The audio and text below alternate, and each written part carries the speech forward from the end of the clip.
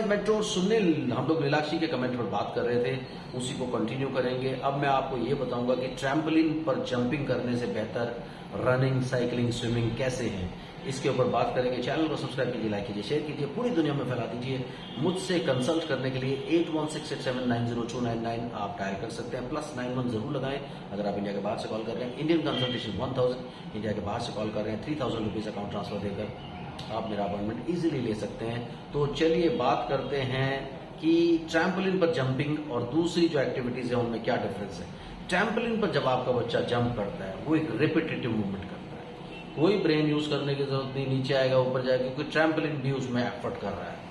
आप जंप करेंगे वो आपको वापस ऊपर फेंकेगा। तो यहाँ पर कोई ब्रेन आपका बच्चा यूज करने की कोशिश नहीं कर रहा, उसको कोई फोकस नहीं चाहिए, कोई अटेंशन नहीं चाहिए, और वो शोर मचाते रहते हैं, चिल्लाते रहते हैं, चीखते रहते हैं, ऊपर से नीचे जंप करते रहते हैं, कुछ भी नहीं हो रहा है।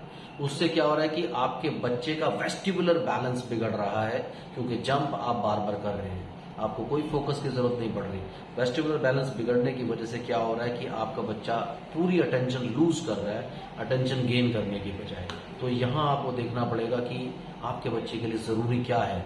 सो ट्रैम्पोलिन जंपिंग से या बंजी जंपिंग से सबसे बड़ी प्रॉब्लम यही हो रही है कि आपका बच्चा कम एफर्ट कर रहा है, और वो जो उसको इंस्ट्रूमेंट दिया गया है, वो जो उसको एक जगह आपने दी है जंप करने के लिए, वो ज्यादा एफर्ट कर रही है। तो दूसरे ऑन द अदर हैंड, जब आप साइकिलिंग, स्विमिंग या रनिंग की बात करें, जब आपका बच्चा रनिंग कर रहा है पर्पसफुली, तो वो पूरा अपना बॉडी को चलाने की कोशिश कर रहा है, उसका एनर्जी काफी हद तक चैनलाइज हो रहा है।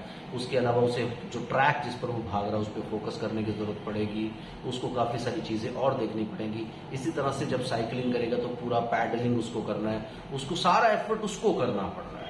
उससे क्या हो रहा है, जब एफर्ट उसको करना पड़ रहा है तो एनर्जी बर्न हो रही है, एनर्जी चैनलाइज हो रही है, उसकी हाइपर एक्टिविटी कम होती है। इसी तरह से स्विमिंग में है, तो ये सारी एक्टिविटीज में बैलेंस इन्वॉल्व है, जबकि बंजी जंपिंग में, ट्रैम्पोलिन जंपिंग में ऐसा कोई बैलेंस इन्वॉल्व नहीं है। तो जहां पर बैलेंस की जरूरत पड़ेगी आपके बच्चे को, उसको फोकस करना पड़ेगा बैलेंस को बनाने के लिए, वहां पर उसके लिए लर्निंग की अपॉर्चुनिटीज होंगी। उसके अलावा उसको अपॉर्चुनिटीज जो मिलेंगी वो मिलेंगी कहीं ना कहीं अपने आप को पूरा फोकस, कॉन्सेंट्रेशन और पूरा एफर्ट वो दिखाने की कोशिश कर रहा है। तो ये जब सारी की सारी चीजें होती हैं तो ये चीजें आपके बच्चे के लिए काफी फ्रूटफुल होती हैं, और ये एनर्जी बर्न भी करती है, आपके बच्चे की हाइपर एक्टिविटी को कम करती है, उसका फोकस, कंसंट्रेशन, अटेंशन, इन्वॉल्वमेंट बढ़ाती है। जबकि ट्रैम्पोलिन जंपिंग आपके बच्चे के अटेंशन की पूरी तरह से बैंड बजा देता है। रीजन ये होता है कि एक स्पॉट पर वो जंपिंग जंपिंग जंपिंग कर रहा है, शोर मचा रहा है, और कुछ लर्न करने की कोशिश नहीं कर रहा, कोई बैलेंस इन्वॉल्व नहीं है, वो जस्ट इंजॉय कर रहा है इस एक्टिविटी को। और उससे क्या हो रहा है, एक रेपिटेटिव मूवमेंट रादर वो सीखे, तो बैठे बैठे भी जंप करने शुरू कर देता है, चलते फिरते भी वो कहीं जाने की कोशिश करता है। जब उसको जंपिंग का एक आदत पड़ जाती है तो वो ज्यादातर कोशिश करता है चलने के बजाय जंप जंप जंप करता है। जितना आपका बच्चा ज्यादा जंपिंग करेगा उतना ज्यादा वो कॉन्सेंट्रेशन लूज करेगा। सो जंपिंग ना करने दे, उसे रनिंग करने दे, उसे साइकिलिंग करने दे, उसे स्विमिंग करने दे। ये आपके बच्चे के लिए बहुत बेनिफिशियल होता है। Thank you very much, bye bye.